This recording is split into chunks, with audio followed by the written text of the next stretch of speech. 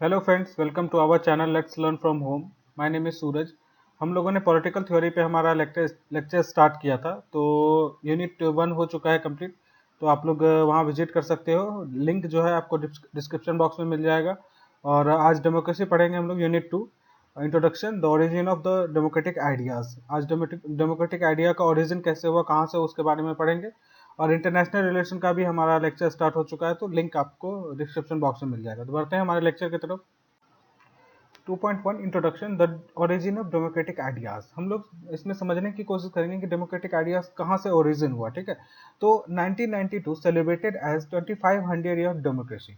मतलब हम लोग कहने की कोशिश कर रहे हैं कि 1992 जो है उसको सेलिब्रेट किया गया था। 2500 साल पूरे हुए थे हमारे डेमोक्रेसी के। ठीक है, तो हम डेमोक्रेसी जो है हमारा 1992 को बेस माना जाए तो 2500 साल पुराना है 1992 से। ठीक है, तो अभी के अनुसार से आप कैलकुलेट कर सकते हो।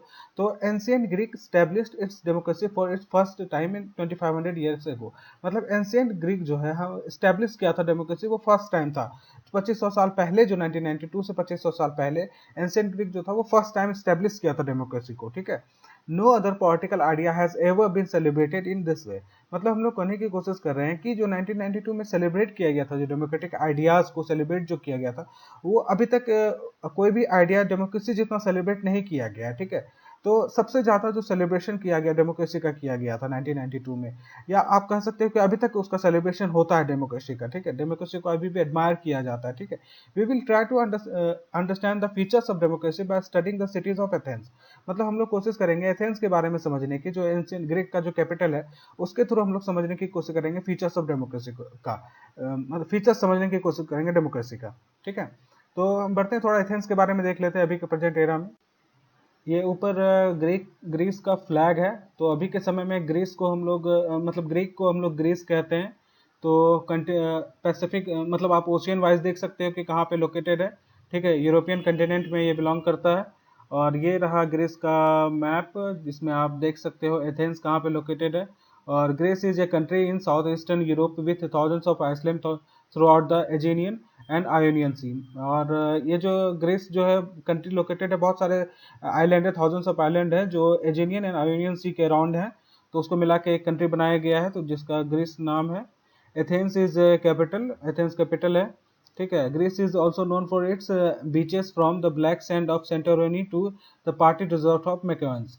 मतलब एक तरह का ब्लैक सैंड पाया जाता है जो सेंटोरिनी मतलब सेंटोरिनी बीच से पार्टी रिजॉर्ट ऑफ मैकोन्स तक फैला हुआ है। तो ये एक बहुत ही फेमस है। तो बढ़ते हैं हमारे आगे। तो आपको आइडिया हो गया होगा कि किस तरह से कहाँ पे लोकेटेड है अभी प्रेजेंट एरा में ग्रीस और एथेंस। और आप रिलेट कर सकते हो कि उस समय का और अभी का सिचुएशन क्या है। ठीक है, तो आगे बढ़ते हैं। Athens was widely considered to be the most stable, enduring and model form of democracy in Greece in ancient time। मतलब हम लोग कहने की कोशिश कर रहे हैं कि डेमोक्रेसी जो था वो एक तरह से मॉडल प्रेजेंट किया था एथेंस अपने आप को, कि डेमोक्रेसी का मॉडल प्रेजेंट किया था वर्ल्ड के सामने में। ठीक है, कि वो स्टेबल था, एंड्योरिंग था।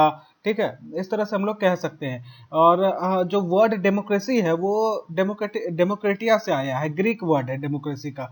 ठीक है, जो डेमोक्रेटिया है ग्रीक वर्ड है जिसका अर्थ होता है डेमोक्रेसी का जो है, अगर डेमोक्रेटिया को अलग अलग किया है, जैसे डेमो और क्रेटिया होता है, तो डेमो का अर्थ होता है द पीपल, और क्रेटिया वर्ड क्रेटोस से बन के मिल के बना है। ठीक है, यानी क्रेटोस से बना है, तो उसका अर्थ होता है पीपल, मतलब सॉरी द रूल। यानी पीपल, डेमोस का अर्थ हो गया पीपल, और क्रेटिया का अर्थ हो गया द रूल, मतलब रूल, पीपल का रूल। ठीक है, कह सकते हैं हम लोग। बढ़ते हैं आगे।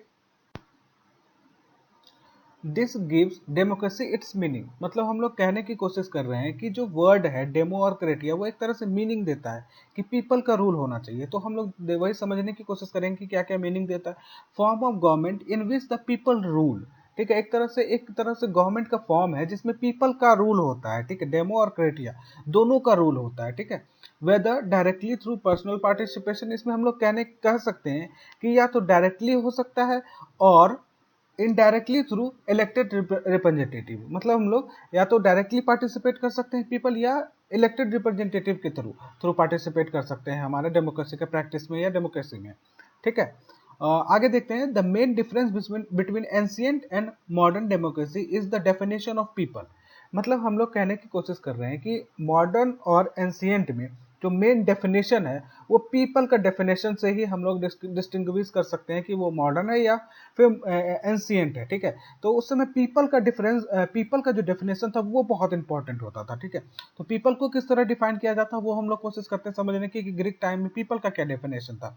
इन ancient Greek polity the demo means the people, वो सब इंक्लूड होते थे, हर चीज इंक्लूड होता था, लेकिन excluding slaves, women, metics, foreigner who lived and work in the city state. यानी मेटिक्स का मतलब हुआ foreigners who lived and work in the city state, मतलब पीपल हम उन्हीं को कह सकते हैं जो स्लेव नहीं है, ठीक है, जो वुमेन नहीं है, ठीक है, जो मेटिक्स नहीं है, फॉरेनर्स नहीं है, ठीक है। यानी इन सबको हम लोग पीपल के कैटेगरी में रखेंगे, ठीक है। बाकी जो है वो पीपल के कैटेगरी में, यानी बेसिकली आप कह सकते हो कि सिटीजन के कैटेगरी में आप नहीं रख सकते हो। यानी स्लेव को आप सिटीजन का दर्जा नहीं दे सकते हो, वुमेन को आप सिटीजन का दर्जा नहीं दे सकते हो, मैटिक्स को सिटीजन का दर्जा नहीं दे सकते हो। तो एक तरह से एक बहुत बहुत बड़ा मास छूट रहा था, ठीक है। इस तरह से पीपल का डेफिनेशन था वहां, यानी सिटीजन का इस तरह से डेफिनेशन था। तो आगे आगे है this means that 1/4 is citizen, मतलब हम लोग कह सकते हैं कि अगर उस चीज को इंक्लूड किया जाए, वुमेन को और स्लेव्स को और आप कह सकते हो मैटिक्स को एक्सक्लूड किया जाए, तो सिटीजन बहुत कम ही बच जाता है। यानी 1/4 आप कह सकते हो कि सिटीजन थे हमारे, ठीक है। यानी ग्रीस के समय में, यानी ग्रीक डेमोक्रेसी में 1/4 जो है सिटीजन थे।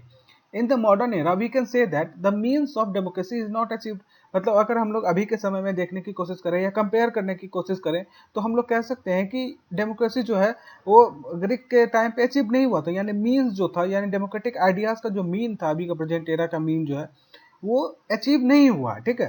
तो power was rotating around aristocracy, generals, landlords, यानी पावर जो है वो फ्रिक्वेंट रोटेशन होते रहता था एरिस्टोक्रेसी में, जनरल्स में, ठीक है, लैंडलॉर्ड्स में, हर चीज में पावर आप कह सकते हो कि रोटेशन होते रहता था।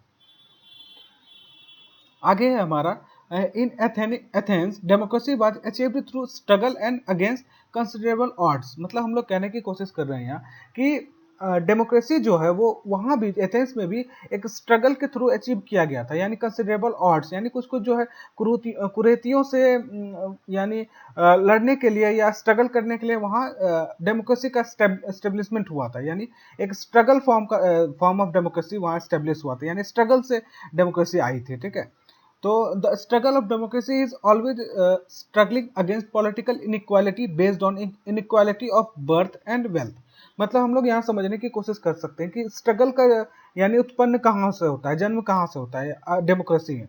तो डेमोक्रेसी में अगर डेमोक्रेसी की बात की जाती है तो स्ट्रगल जो है हमेशा पॉलिटिकल इनइक्वालिटीज से उत्पन्न होता है, अगेंस्ट, यानी अगेंस्ट कह सकते हैं। यानी आप पॉलिटिकल इनइक्वालिटीज के अगेंस्ट जो है हमारा स्ट्रगल होता है, इनइक्वालिटीज ऑफ बर्थ के अगेंस्ट हमारे, यानी जब डिस्क्रिमिनेशन किया जाता है बर्थ पे, वेल्थ पे, ठीक है, पॉलिटिकल इनइक्वालिटीज बहुत ज़्यादा बढ़ जाती है, तो स्ट्रगल एक फॉर्म लेता है डेमोक्रेसी, ठीक है। डेमोक्रेसी जो है आप कह सकते हो कि डेमोक्रेसी को स्टेब्लिश करने के लिए एक फॉर्म लिया जाता है, एक स्ट्रगल एक फॉर्म के रूप में डेवलप होता है, ठीक है।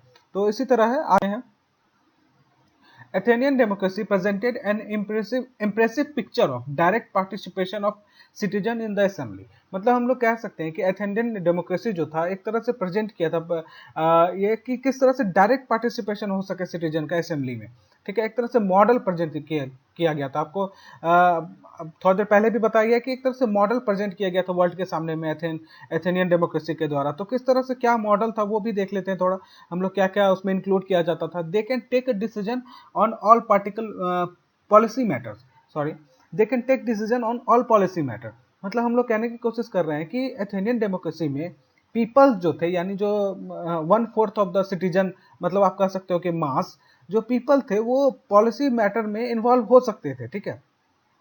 यानी वो लोग डिसीजन ले सकते थे, इन्वॉल्व हो सकते थे, डिसीजन डायरेक्ट डिसीजन ले सकते थे वो लोग, ठीक है। और meet as many as 300 days in a year, मतलब हम लोग कहने की कोशिश कर रहे हैं कि वो 300 दिन काम किया जाता है, यानी वो लोग 300 दिन जो है मिलते थे, यानी उस किसी भी पॉलिसी पे या किसी भी मैटर पे डिस्कशन होता था, यानी मीटिंग 300 दिन होती थी उन पॉलिसी मेकर्स का, ठीक है। यानी जिस तरह से हमारा पार्लियामेंट जो है आप कह सकते हो कि समर सेशन होता है, विंटर सेशन होता है, तो इसी तरह से वो लोग 300 दिन साल में मिलते थे, मीट करते थे, ठीक है। Can directly participate in the government, मतलब हम लोग कह सकते हैं कि यानी उस समय का जो डेमोक्रेसी था, एथेनियन डेमोक्रेसी का, वो लोग पीपल जो है डायरेक्टली पार्टिसिपेट कर सकते थे गवर्नमेंट में। ठीक है, आगे है chosen to serve in official administration and judicial position. मतलब हम लोग कह सकते हैं कि उस समय का जो डेमोक्रेसी था, एथेनियन डेमोक्रेसी जो था, पीपल जो थे, यानी ये पीपल को चूज किया जाता था ऑफिशियल एडमिनिस्ट्रेशन के लिए, जुडिशियल पोजीशन के लिए। यानी आप कह सकते हो ओवरऑल आपको देखने के लिए मिल रहा है कि एथेनियन डेमोक्रेसी एक तरह से वेल प्रेजेंटेड डेमोक्रेसी था, एक तरह से वेल डेवलप्ड डेमोक्रेसी आप कह सकते हो। यानी जितना जैसा भी सिचुएशन था, लेकिन डेमोक्रेसी जो था वो प्रिवेल हो रहा था, यानी प्रैक्टिस में हो रहा था, यानी पीपल्स का जो था रूल था। तो इसी तरह से आप कह सकते हो, इसी वजह से सेलिब्रेट किया जाता है 1992 as a 2500 years of democracy. ठीक है, तो आपको बेसिक ओरिजिन आपको समझ में आ गई होगी। तो हम लोग बढ़ते हैं आगे। नेक्स्ट टॉपिक है हमारा हिस्टोरिकल बैकग्राउंड। तो इसको हम लोग अगले लेक्चर में कंप्लीट करेंगे, अगले लेक्चर में कवर करेंगे। तो तब तक के लिए लाइक करें, शेयर करें, सब्सक्राइब करें। Thank you for watching. और प्लीज़ कमेंट करें ताकि कन्वर्सेशन अगर बना रहेगा तभी तो प्रॉब्लम अगर है तो सॉल्यूशन के का भी बात होगा। ठीक है, तो मिलते हैं आगे अगले लेक्चर में। प्लीज़ लाइक करें, शेयर करें, सब्सक्राइब करें। Thank you so much.